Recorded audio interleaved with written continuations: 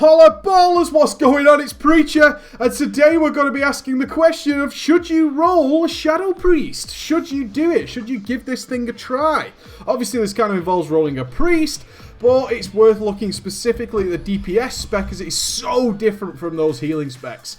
The Shadow Priest. Now, a lot of people know I have fanboyed the Shadow Priest a little tiny bit over Mists of Pandaria, but this gives me a great opportunity to explain why, and maybe you could finally make the jump and try this bad boy out.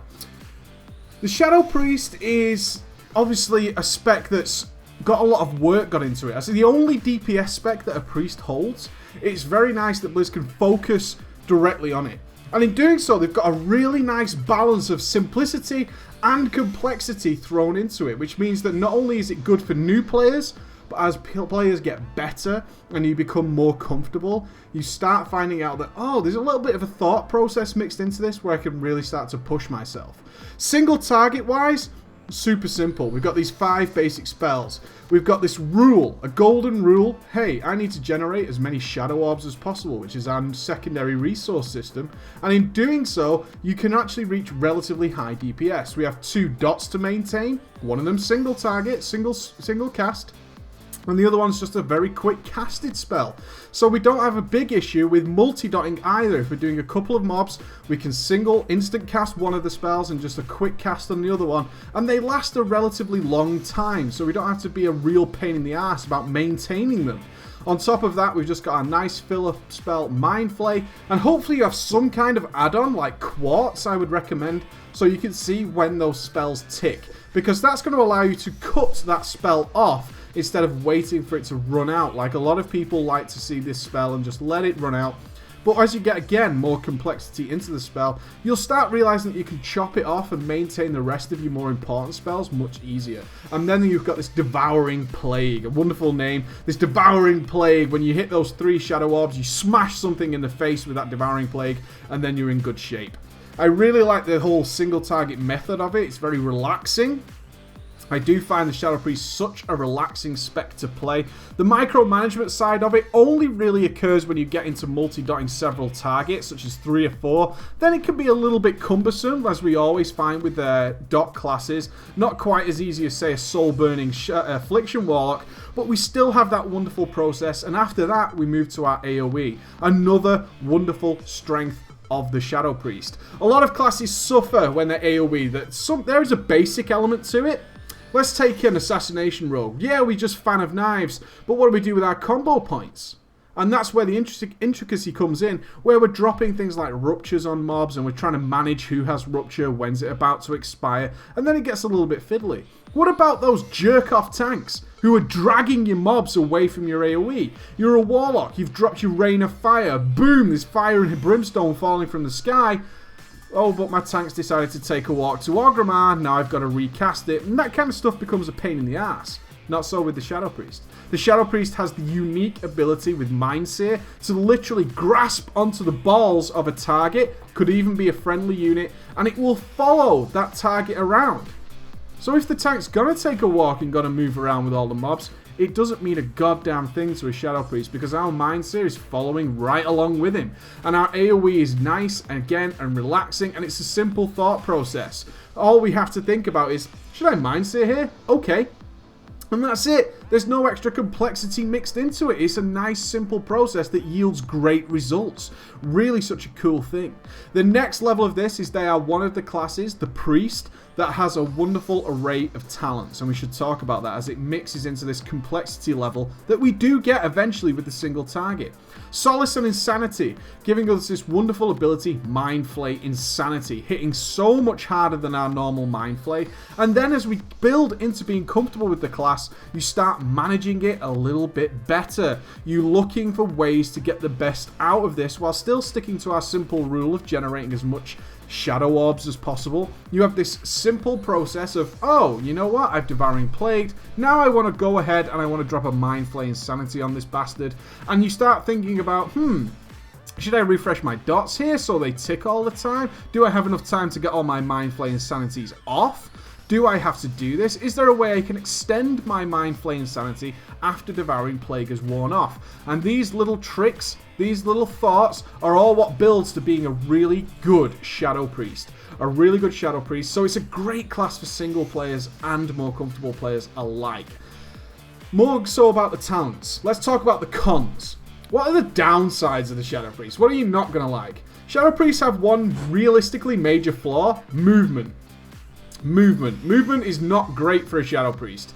We can be a bit tricky with our movement in terms of using our instant cast spells to allow a little window of movement without losing DPS. We realistically only have Shadow Word Pain. However, we do have other talents which can help us in this, which is why they're one of the wonderful classes that can change talents per fight depending on what we are doing. Is this fight heavy movement? Then I'm going to want to take the Mind Spike talent. I'm going to want to have this increased opportunity of instant cast spells so I can move a hell of a lot without losing DPS. Obviously, if I'm going to move a lot, my opportunity to cast Mind Flaying Sanity is greatly reduced, adding another level of the thought process that goes through a player's mind. Hey, I've got Mind Flaying Sanity, but you know what? I can't really cast it because I'm having to move all the time. You know what I'm going to do? I'm going to take some Twist of Fate over this sumbitch, and now I can move a lot without losing too much DPS because I've got all these Mind Spike procs which I can use while I'm moving around, and it really gives me that opportunity to maximize my playstyle. That's what's wonderful about the Shadow Priest. That's what I really like, is I can switch my entire style of play and it works out. It's beneficial to me. It's not as clear-cut as, you must take this talent, you must do this. It takes a great advantage of the new talent system in Mists of Pandaria and uses it in a wonderful way. I know my problem is movement on a Shadow Priest. I don't have a great opportunity to do that without losing DPS, but what I can do is completely minimize that problem by just switching out my talents for something that is far more useful. And actually, because I'm moving a lot, my old big superior talent, as we would have had in Cataclysm, which is you must take Mind Flaying Sanity, is no longer usable because I don't cast that many Mind Flays in this instance, and therefore I'm winning. I'm just generally winning. Now, Shadow Priests have been dropped a few times from progression rates. That shouldn't affect most of you who aren't pushing for cutting edge super heroic progression, but their big problem in some cases is not enough burst. Burst can be vital in certain encounters. There are definite fights where burst is kind of a mandatory aspect, and Shadow Priests suffer in that respect. They don't have a great amount of burst because lots of their damage actually comes from ticking damage over the course of a period of time. Literally fitting into the idea of flaying your mind over time and wearing you down. So if we look at something like Darumu, when he spawns those giant ice walls, we're not really as effective as a class that can just suddenly start dropping hundreds of thousands of DPS all those. Our mindset has to tick to get effective. It'll do a lot of damage. It will do a lot of damage, but you can compare it to a class that can just suddenly burst an absolute arse ton of DPS out, then you're going to suffer a little bit. Lei Shen Heroic killing the bouncing balls immediately, not really where a Shadow Priest shines, and therefore we've had that issue where Shadow Priests have been dropped in the past, not because of their overall DPS, but because they don't fit that niche that we really needed at the time. So that's something to be aware of. Our second flaw, majorly, weak raid cooldowns. Vampiric Embrace just isn't that good.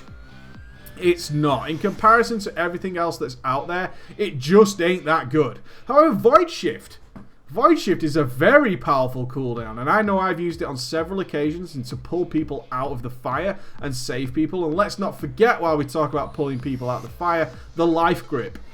All these choices, all these tools in the toolbox. I'm a huge fan of classes that have choices and abilities that, yeah, your average player has got to ignore them. They don't give me DPS, but what they do in the hands of a good player is show you are a good player and you're looking around and you're using your abilities to its full effect.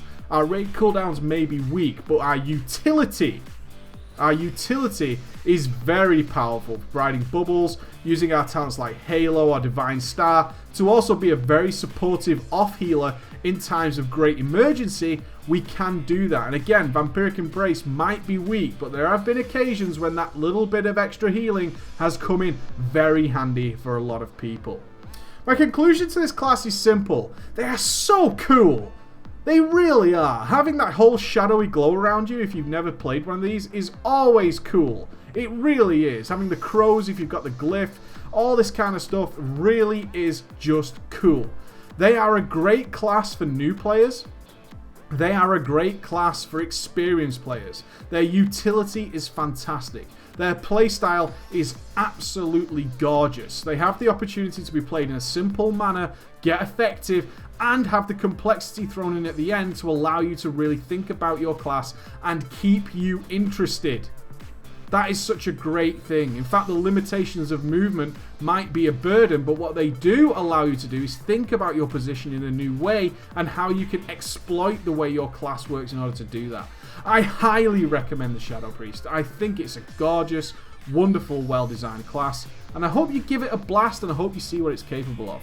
Alright guys, you take it easy and I'll see you again. Bye.